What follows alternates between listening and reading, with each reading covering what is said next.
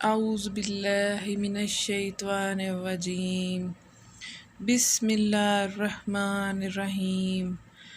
آج کا ہمارا جو عنوان ہے، نہایت قابل احترام دیکھنے والے سننے والے تمام میرے عزیزان من کو آج میں ایک ایسے واقعے کی طرف لے جا رہی ہوں۔ ابو الحارث یہ کون تھا؟ یہ کیسا شعر تھا؟ اور یہ کیوں محبت کرتا تھا امام حسین علیہ السلام سے؟ یہ کیوں محبت کرتا تھا امام علی علیہ السلام سے؟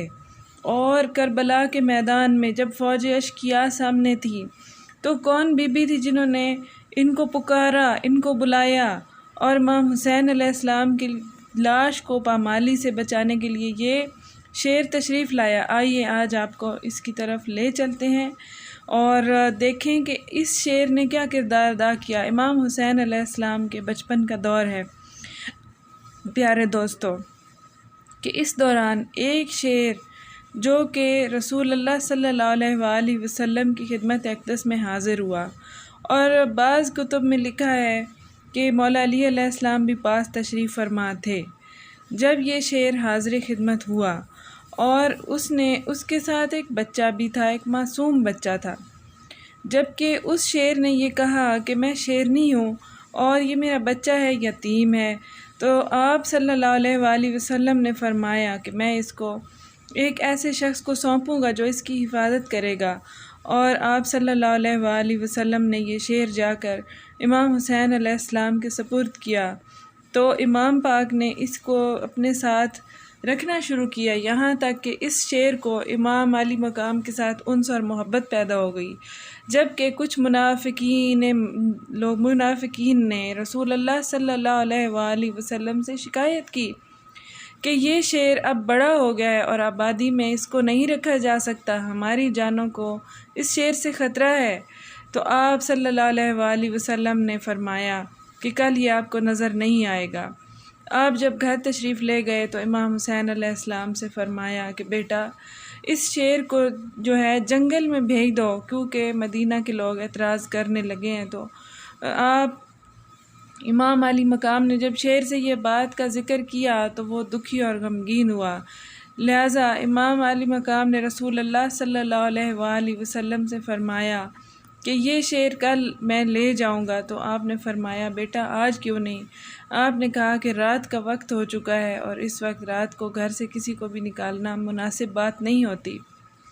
تو امام پاک جب یہ بات فرما رہے تھے تو رسول اللہ صلی اللہ علیہ وآلہ وسلم نے ان کی بات کو جب سنا تو پسند فرمایا۔ جب صبح ہوئی تو شعر سے کہا کہ تم جنگل میں چلے جاؤ، لوگوں کا تمہارا ہمارے ساتھ رہنا گوارا نہیں ہے۔ تو اس وقت اس شعر نے کہا کہ میں چلا جاتا ہوں، میں آپ کے حکم کی تعمیر کروں گا جیسا آپ نے فرمایا، لیکن کیا دوبارہ ملاقات کا شرف نہیں بخشیں گے؟ جب یہ بات کی تو رسول اللہ صلی اللہ علیہ وآلہ وسلم نے اپنے نواسے کو گود میں لے لیا۔ اس وقت مولا حسین نے شعر سے کہا کہ تم چلے جاؤ، تمہیں ایک بار دوبارہ بھی میں ملاقات کا شرف ضرور بخشوں گا۔ وہ دور سن 61 ہجری کا ہوگا اور میدان کربلا میں تمہارے سامنے آؤں گا اور تم سے ملاقات کروں گا۔ تو اس وقت شعر نے عرض کی کہ اے مولا حسین، کیا آپ خود مجھے پکاریں گے؟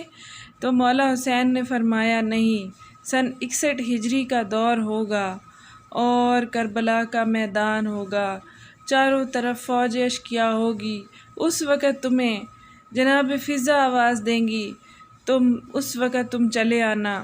ابھی تم اس طرح کرو کہ عراق کے قریب ایک جنگل کا شعر ہے جو کہ انتقال کر گیا ہے اور وہ جنگل شعر سے خالی ہے، تم وہاں چلے جاؤ۔ اور شعر یہ سنتے ہی آپ سے جدا ہوا اور وہاں سے چلا گیا۔ رسول اللہ صلی اللہ علیہ وآلہ وسلم نے لوگوں کو بتا دیا کہ میں نے اس شعر کو بھجوا دیا ہے۔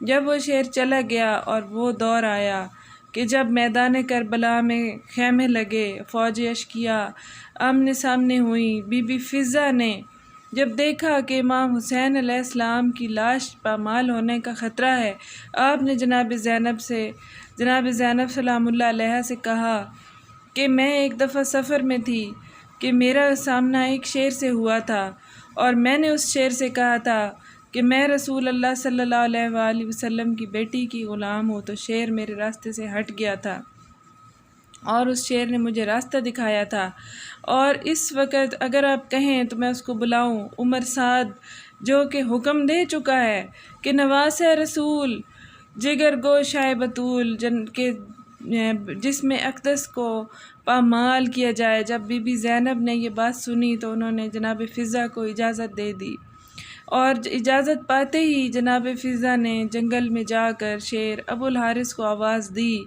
جس پر وہ شیر آ گیا اور اس نے ہر جگہ پر دیکھنا شروع کیا۔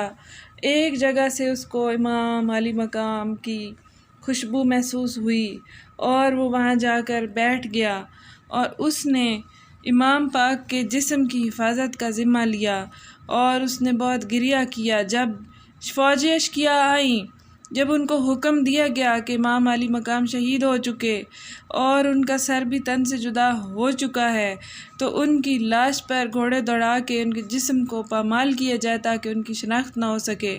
اس وقت یہ شیر وہاں پر پایا گیا، اور جب لوگوں نے اس شیر کو وہاں دیکھا تو لوگ حیران ہوئے، یہ کیسے یہاں پر آ گیا ہے؟ اور شیر نے امام پاک کے ساتھ جا کر اسی جگہ پر بیٹھ گیا جہاں پر جناب فضہ نے ان کو کہا تھا، اور اس نے گریہ کیا اور امام پاک کا خون اپنے ماتھے پر لگایا۔ اسی وقت چاروں طرف سے فوجوں کی اور تیروں کی آوازیں آنے لگی، گھوڑوں کی آوازیں آنے لگی۔ جب انہوں نے دیکھا کہ امام علی مقام کی جسد پاک مبارک کے پاس ایک شیر بیٹھا ہے تو عمر سعد کو بتایا۔ عمر سعد نے اس کو بہت بڑا فتنہ قرار دیا، اور اس نے کہا کہ یہ کوئی معمولی چیز نہیں، معلوم نہیں یہ کیا ہے، اور اگر اس شیر کو ہم نے چھیڑا تو یہ بہت بڑا یہ ہمارے لیے آزمائش بن جائے گی، کیونکہ یہ شیر مولا علی علیہ السلام فاتح خیبر کا شیر ہے، جس کو مولا حسین نے بچپن میں پالا تھا، اور وہ اس خاندان سے مانوس ہے۔ بی بی فاطمہ زہرا کی کنیز جناب فضہ نے جب دیکھا کہ امام پاک پر بہت مصیبت کا وقت ہے اور بچے اور خواتین پیاسی میدان کربلا میں اکیلی رہ گئی ہیں، امام حسین علی مقام کو اذن جہاد نہ ملا اور اذن شہادت ملا، اور انہوں نے شہادت کا جام پیا، اور ہر جام پینے پر اللہ کا شکر ادا کیا۔ شہادتیں پیش ہوتی رہیں اور آپ رب کا شکر ادا کرتے رہے۔ یہ وقت بھی آیا کہ جب آپ قوم میدان کربلا میں تنہا ترین سردار کی حیثیت سے رہ گئے، تو اس وقت جناب فضہ موجود تھی۔ جناب فضہ کو رسول خدا نے 3 دعائیں کرنے کا اذن دیا تھا کہ تمہاری 3 دعائیں قبول ہوں گی۔ وہ 2 دعائیں پہلے مانگ چکی تھی، اور یہ تیسری دعا تھی کہ جو جناب فضہ نے میدان کربلا میں کھڑی ہو کے مانگی کہ یا اللہ، میں دعا کرتی ہوں کہ ابو الحارث جلد آئے۔ اس وجہ سے اس کو شیر فضہ بھی کہا جاتا ہے۔ پیارے دوستو، ناظرین گرامی، جن گھوڑوں کو لاشا پامال کرنے کے لیے بلایا گیا تھا وہ اواچا کے نام سے مشہور تھے۔ ناظرین، اس شیر کا ذکر مقاتل کی کتابوں میں موجود ہے، جن کا نام ریاض القدس میں موجود ہے۔ اس کے علاوہ وہ مقاتل سبتین کی جلد نمبر 2 صفحہ نمبر 94 اور 95 میں بھی موجود ہے، اور مقاتل کی کتاب ریاض القدس میں صفحہ نمبر 325 سے 326 پر یہ واقعہ درج ہے۔ اگر آپ کو کچھ معلومات ملی ہو تو لبیک یا حسین کہہ کر کمنٹ سیکشن میں بتا دیجیے گا۔ جزاک اللہ۔